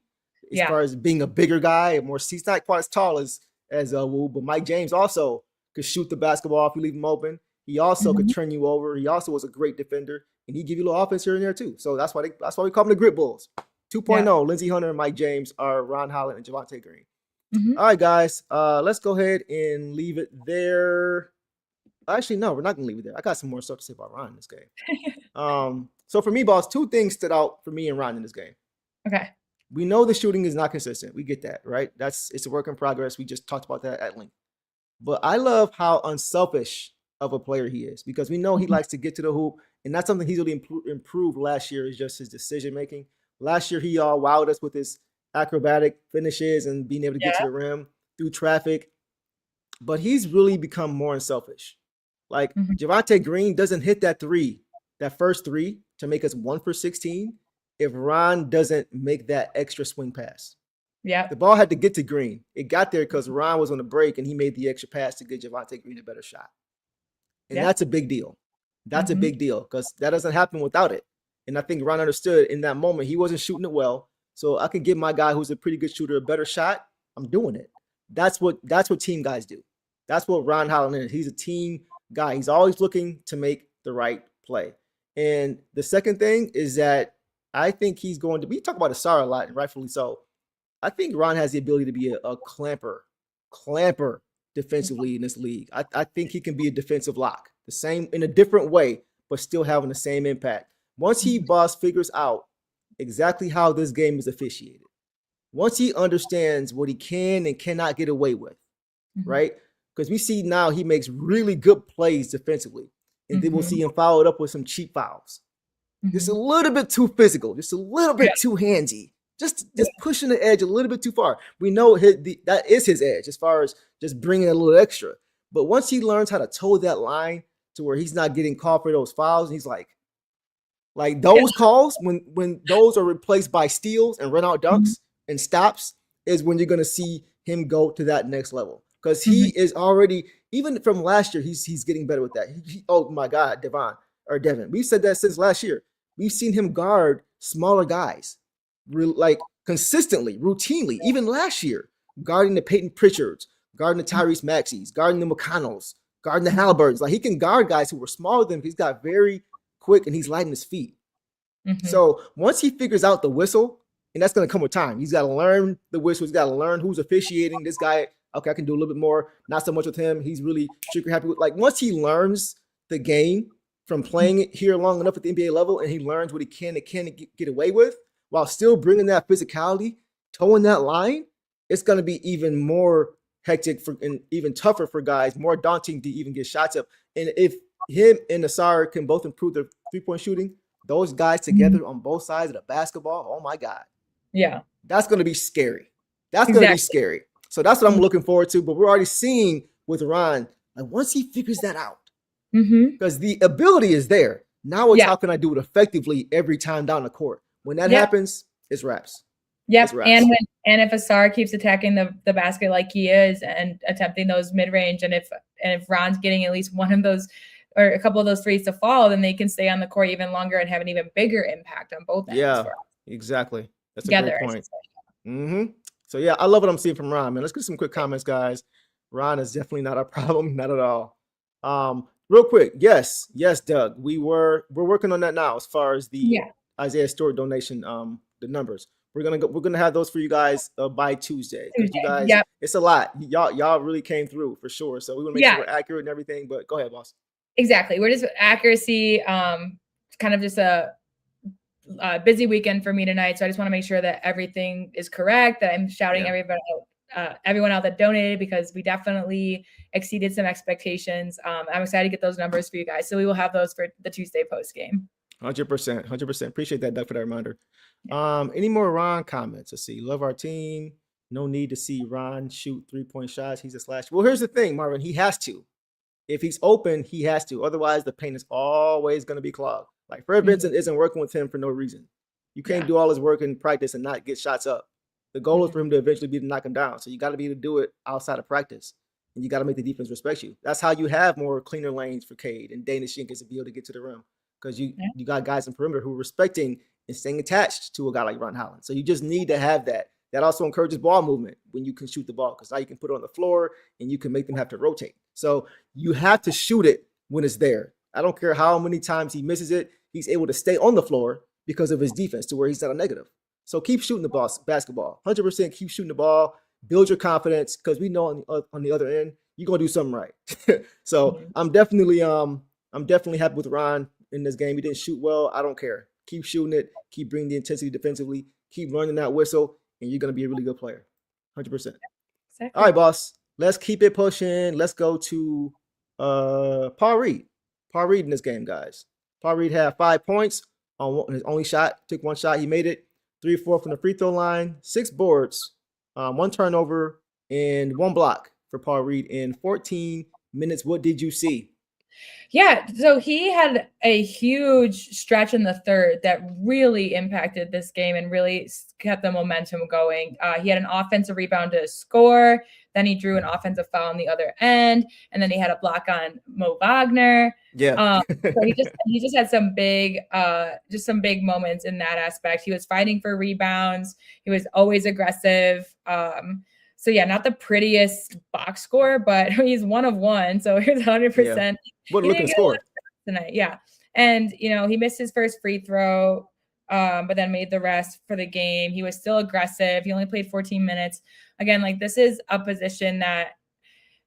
But I'm excited. I'm glad that we've gotten to see a lot of b-ball. I'm excited for is that when Stu returns and b-ball is again, kind of the third option.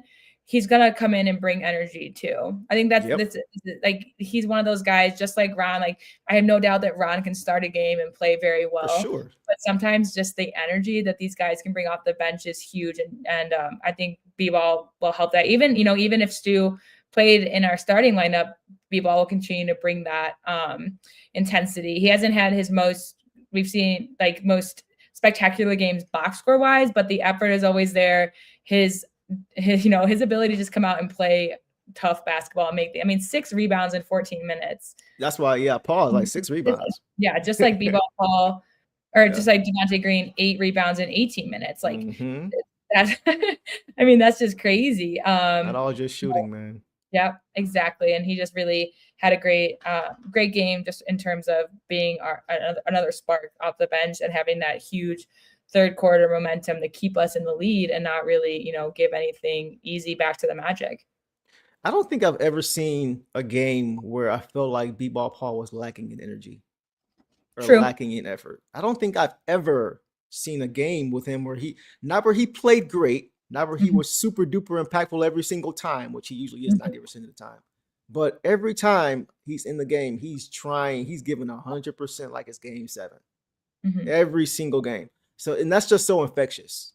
That's so infectious. So for him to be as talented as he is while still doing that, it goes back to just the mindset, because it takes a lot of energy and effort to crash the glass, to get offensive rebounds, to challenge shots, to do things that don't stand out in the box score. It's hard to do those things consistently when you know you can do a bunch of things that do affect the box score offensively. So once again, it's just like Kevin said, it's a luxury to have a guy like that you know is better than their third guy every time when they come into the game. So I love it. I don't have much to say about him. It's just refreshing to see his consistency. Game. That's why I love guys like him, guys like Ron, guys like Javante, because they just always bring it every game, every single game. If the starters aren't playing great, you are kind of sometimes counting down the seconds till one of those guys come in because we need a spark. So yeah, exactly. He just plays good defense. He plays hard. He's a good defender, really defender. Go ahead. This is what we both kind of want on Tuesday. Yeah, for sure. 100%. GVA says, gotta see B-ball with minutes versus Allen and Mobley with Stu coming back. Show something different and let Tolu give Mobley some love taps. I love it. I do hope Tolu was brought up, because that way, if you are in foul trouble, you got a fourth big you can go with. And it's exactly GVH. That's why I want to see Stu and JD to make sure that we're having at least 2 bigs in the game at all times the way they do. Because we saw last game was a struggle when we didn't have that. And B-ball Paul, but remember last game too, B-ball Paul didn't have a lot of minutes against the Cavs. Like, he had more minutes tonight. Right. He should have had more foul. Yeah, you're right. Yeah, you're so right. I'm not sure what that is, but I do agree that like maybe that will be the game plan on Tuesday, is to hopefully play 3 bigs on a rotation to have 2 bigs on the floor as long as possible. Yeah, for sure. So I'm hoping to see that for sure, because I hate seeing, plays where we're just like outsized, because those aren't things we're used to seeing. That's not how we play. Our size is our strength. That's why we have so many paint points every game. And so it's just hard to watch this team sometimes just kind of get dominated at times in the paint just because we're not big enough, which is why, to your point, I want to see B-ball Paul play more, because he's bigger, he's stronger now. He can kind of go at those guys a little bit harder and hold his ground much better. So I'm hoping we see JD and Stu. We probably won't. Probably gonna still see Tobias at the 4. But I just hope if we do, I want to see Stu at the 9-minute mark. Like I want to see him and JD often, which means I hope we get to see B-ball Paul to kind of continue and pass that baton on to him and just keep that same flow going. So yeah, we'll see. We'll see how it plays out. Anything else on B-ball Paul? Nope, that's all. All right, man. Well, listen, guys, let's look ahead for a second. We talked about it earlier, boss. But as we mentioned, the Pistons is coming Tuesday. They play the Cleveland Cavaliers for the final time this year in their last matchup of the year. And hopefully this time around, guys, both teams are at full strength, so we can get a clearer picture of what both teams really look like. We know last game there were guys out. And just the whole last week, it was a lot of guys out for teams. Yeah. I'm not really a fan of that. I like to see, at some point, you got to roll the ball out and just hoop. Like all this kind of hiding behind and trying to scout, and you don't want to give them an edge by playing all your guys in case y'all do lose and they ain't got their guy. Like, fine. But at some point, I want to see both teams at full strength and see, like, it's time for me. It's time for barometer time. It's measuring stick time for some of these teams. I want to see no asterisks, no what ifs, no. Everybody was available. We beat y'all. That's like, that's like, you see online, well, they don't want to play their stars against the physical Pistons. We're not diving at legs. We're not hurting people. Right. And we're not getting hurt either. Like from this to play. Like, and you don't want to, okay, well, I guess we'll see you in the playoffs and play physical. I don't know. And the other thing is like, well, we don't want them to know our schemes. We've beaten you with your stars already this season. So, and we don't even have our full team. So it's going to be fun. And then I just was looking at that full schedule, but it seems like after these next 2 games, it kind of evens out. We start to play some teams that are closer to 500 or below 500. I'm not saying, obviously we've lost to our fair share of bad teams. That's not a lot, like the Wizards, but we've been closer in games to some worse, not so great teams than we should have. It's still a basketball game, and it's still to close them out. But this was definitely our hardest stretch of the year, and it's almost done. Sure. And we went 6-1 without Stu. We barely beat the Cavs, but we get our rematch. The Spurs, we were only lost to by 10, and we were having a terrible shooting night. So if we can carry what we because what's different from last game is the last 7 minutes, the last 3 or maybe 7 to 8 minutes, last 3 minutes of regular time, and then the 5 minutes of OT was good basketball. But like we played a great second half. We looked much more like us this second half of basketball in tonight's game. And so I'm hoping that rhythm and finding that, because it's just kind of what it feels like that's what they've been looking for all week, and they found it. So hopefully now that they found it, it's gonna just translate a lot better to the next few games. So I'm looking forward to them. They're gonna be fun, and I mean I can't believe it's March already. We have 6 more weeks of basketball, guys, and then it's 6 more weeks of regular season basketball, which is crazy. I'm really excited, boss. I mean, just a couple weeks ago when we were hot, we were still right at the 5 games up on whoever who's second, Boston or whoever. But this stretch was looming.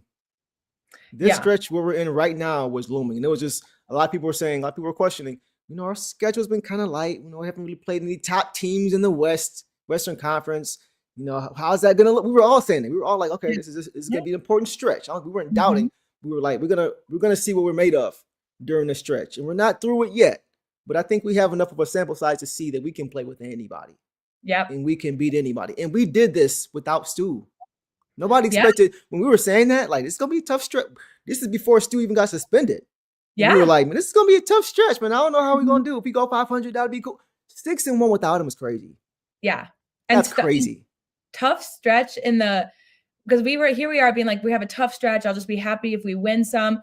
And now, we're winning and we're finding reasons why we don't like the win, which is so valid. That's what we're here for. We're not just be like, good game, we won. It doesn't matter. So we do the same thing with losses. We don't just be like on to the next. We talk about it, but just brings back into like, we got through the hard stretch. Still number 1 in the NBA. Exactly. So I think OKC won tonight. Boston and Sixers are still going at it. So I don't know about them, but I honestly don't care, because right now it seems like the way that we're rolling, it would take a lot. It would take quite the crumbling to lose our first place spot right now. Oh man, there's no way. Everybody else is competing for this higher marking. Second place. Like, also, I want to say we've made it to not only have we made it to the playoffs like last year and this year, but we've avoided the play-in. I don't want we were a 6 last year, and that's impressive because the play-in is hard. Like, I think it's 7 and 8 and then 9 and 10, and then you lose though. It's like a roundabout table. Like, you have two games, and if anything goes wrong, so the play-in teams are always interesting to see who comes out of there. Because the 10 teams are pretty much set. If you guys check the standings, I don't think Milwaukee is gonna move up. Like, I think the 10 teams in the East are set as far as the playoffs and the play-in. It's just a matter now of jockeying and who's going to end up where. Milwaukee could. I think they're only a couple games, so they could do it. They could do it, but I don't see them coming out of the play-in. Basically, I don't think they'll get, because I don't think they'll beat Atlanta. I don't think they'll catch Miami. I don't think they'll catch Charlotte, who's streaking right now. But the Sixers might drop below to the play-in, and because we're like 6 right now. I think like 6 right now.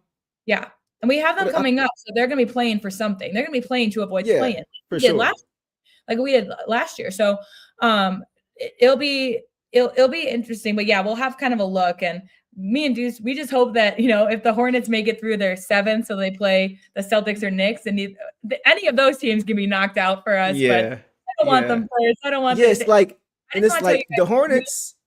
Yeah. The Hornets, like, maybe after there's not many teams who I just don't want to see in the first. I feel like we're going to win our first round matchup regardless, but I'm not trying to go through hell in the first round. That's the thing for me. Yeah, right. And I feel like the Charlotte Hornets could be that team, maybe other than like Boston, who I think could be the toughest matchup that we could probably. We won't see Boston, but that's the toughest team, I think, outside of Boston that is in the Eastern Conference going into the playoffs at the right time. Because they're peaking right now and they're confident Agreed. And they could be our Eastern Conference final matchup, but everyone else is kind of the Hornets guys. I just want to say, good, man. January 1st, the top 3 players who have made the most threes are LaMelo Ball, Con Knipple, and Brandon Miller. They're all on the same team. And they've had the most threes since the new year. I don't like that. Gotta start playing defense too. I obviously think it would be a fun matchup. I obviously think we could beat them just like we have. I think we have a little bit. They're also a young team, but I think we slightly out vet them in terms of playoffs and the kind of pressure experience for sure. But like you said, it'd be exhausting. It would I don't want to wear us out in the 7-game first round. I would like, I don't see us. Like, granted, we're still young. It's not like we're an older team and we're not going to be able to get to the finish line to play, but still, I don't want us to have to go through all that in the first round against a hungry team. We're probably going to be looking for a little revenge, considering all things considered, which we would too, right? We're not going to let up either, but they're playing. Yeah, like Frank, I'm with you, bro. Like, I think they're going to be higher than 8. I don't think they're going to be in the play-in. Yeah. I don't think the Hornets, I think they're like 9 or 10. I think the way they're playing right now and how kind of fragile those playing and records are right now with those teams. I think they're going to jump 3 or 4 teams at least. I think they're in we'll 7 see. right now, so they're close to getting. They were at 9. I think a text yesterday said they're at 9 as of yesterday. So, okay. But I could see them getting there in the next week or two for sure. Let me check real quick for you guys. Without the outcome of tonight's game with the Celtics yet, the Hornets. Oh, so they're 10th. Okay. But the Bucks are 3 games behind them, so you're right about that. But they're only a half a game behind 9th, and both Magic and Heat are both at 14. So the Hornets are a game and a half, 2 games behind, 2 games behind 7 and 8. So they can, and the Sixers are 2 games ahead in 6. So the Sixers could drop down, but I do think the Hornets could move up as well. So they're playing well right now, man. They're playing well right now. So I'm not afraid of anybody. Don't get it twisted. I ain't afraid of nobody in the East. I think, if everybody's healthy and we're playing right, we're coming out of the East. I really feel like that right now, despite not having the shooting. This is why, once again, the shooting isn't always the most important thing, because we're doing all this, haven't had it all year, and we're still 5 games up on second place. Yeah. so it's not everything. You can always get better, but it's not as glaring and important as I think a lot of people have tried to make it seem once we get to the playoffs, because they got to match up against us too. They got to deal with our physicality too. They got to deal with our defense every night too. So they got to play us, not just we got to play them. So our style has not changed all year, and it hasn't mattered. It hasn't been like teams have made adjustments to our physicality and they can't deal with it. They just can't deal with it. Right. So over a 7-game series, team's going to be sore. Team's going to be beat up, while all year we're playing the same way. They're not used to that. So that's why the shooting isn't as important this year as everybody's trying to make it, boss. Yeah. And so, it's Magic, Heat, Hawks, and Hornets, and Sixers I'll throw in because they're 6 and not too far ahead. So any of those guys can come out of the play-in, and we want the 8th place. We would have the 8th place team. Okay. Yep. So we'll see. It's going to be a fun finish with 23 more games to go. So wait, we are 45 and 14. Right. So so 23 games. So we need to go 15 and 8 to get to 60. 15 and 8 to get to 60. I want to get to this comment really quickly, and we can call it a night. Let's see. Our magic number GVH is 17. 17, bro. Doug said that earlier. As far as losses and wins, getting help from other teams. And and it was one more comment I want to get to. I can't find it now. I think if the 15 and 8. Go ahead. If the Celtics fall, it'll be 16 to clinch the first. Okay. They were up by 10, and the Sixers are only down by 6 right now with over 3 minutes left to go. Okay. Last thing. This is not a little bit off topic a little bit, but Kevin Huerter, he didn't play tonight, boss. For Billups 90 says, why is Huerter getting no minutes? He needs to get in the rhythm, y'all. All we talk about is needing shooting. We have several that don't play. Sasser, Huerter, Lanier. Like, come on, man. I'm not mad, bro. It's like, but we're still winning games. It's kind of hard to figure out where to put him, especially when Karras is doing these things defensively that he's doing. I'm not saying you're wrong as far as giving him a shot, but we gotta start getting to a mode of we're consistent with our rotations. Guys are getting consistent minutes playing together, so that way there's not a ton of mistakes in the playoffs. And with him just getting here a few weeks ago to the team, not because it's not like he just hasn't played all year, but he's been here and he's been able to learn and practice. He just got here, so that's a lot, I think, with where we are this late in the season, to say, can we consistently rely on him being locked in with these guys on both ends when the playoffs, every possession matters. So I think that's kind of part of the reason. I don't know what's going to happen. I would have liked to see him kind of worked in earlier than at this point, But Agreed. at this point, I don't know if they're going to do that just because of that. And then once again, if Karras is giving you this defensively and he's giving you something offensively, like in transition, they may just decide to go with that. But we'll see. Any thoughts on that, boss?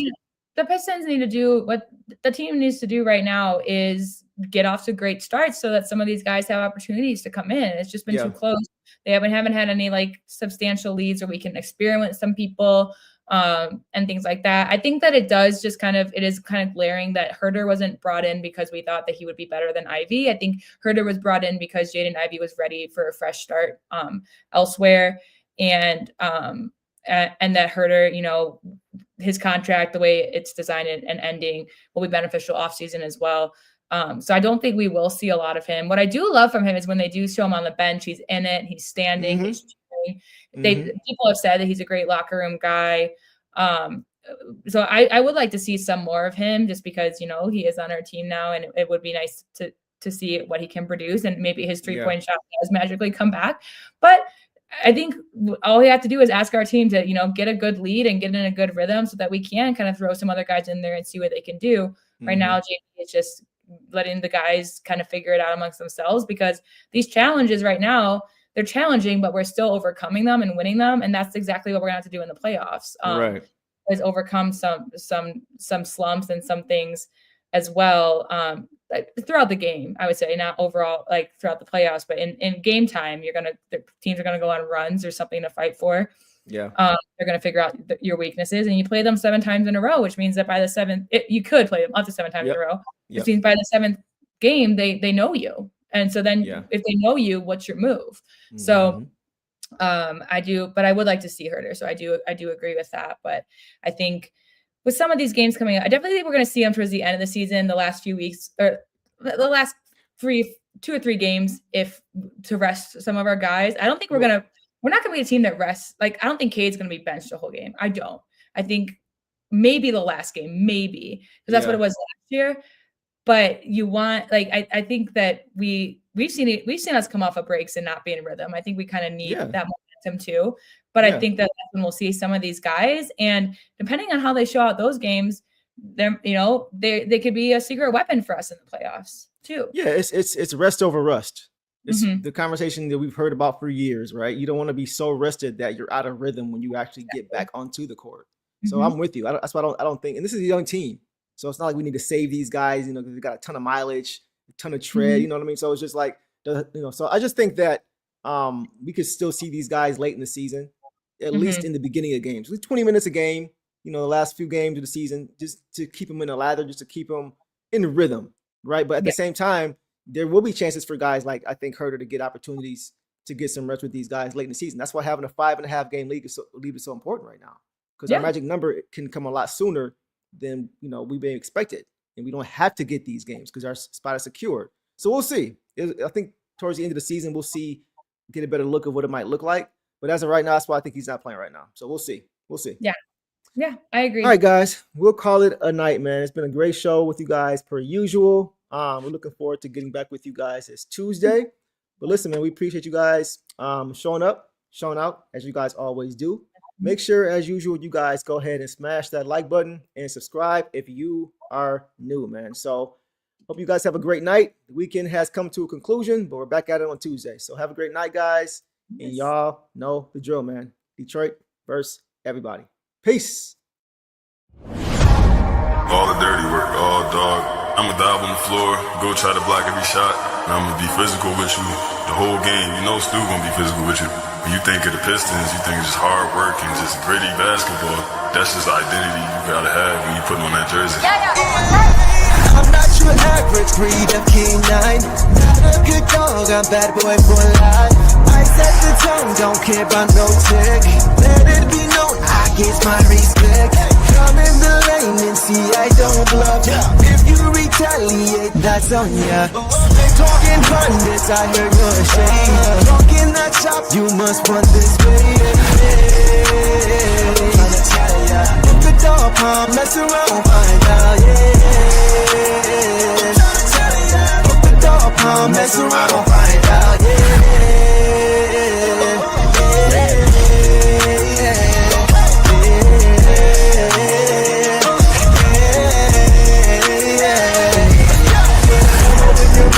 some barbecue sauce. Boy, you better cough a hill, cause I'm like that. Rolling over in the rim for some barbecue sauce. Boy, you better cough a hill, cause I'm like that. Mess around.